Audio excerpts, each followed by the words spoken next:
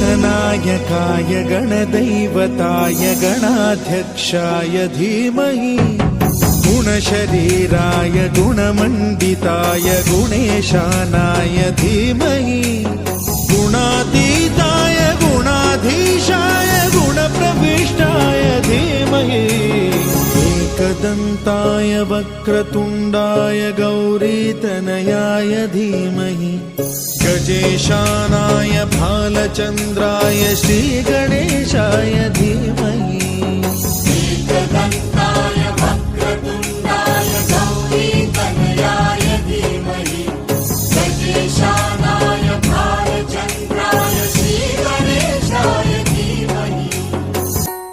गानचतुराय गानप्राणाय गानान्तरात्मने गानोत्सुकाय गानमत्ताय गानोत्सुकमनसे गुरुपूजिताय गुरुदैवताय गुरुकुलस्थायिने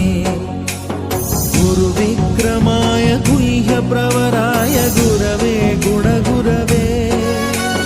गुरुदैत्यकलक्षेत्रे गुरुधर्मसदाराध्याय गुरुपुत्र परित्रात्रे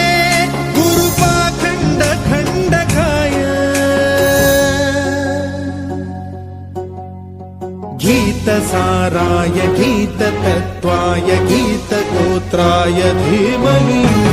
गूढगुल्फाय गन्धमत्ताय गोजयप्रदाय धीमहि गुणातीताय गुणाधीशाय गुणप्रविष्टाय धीमहि एकदन्ताय वक्रतुण्डाय गौरीतनयाय धीमहि गजेशानाय भालचन्द्राय श्रीगणेशाय धीमहि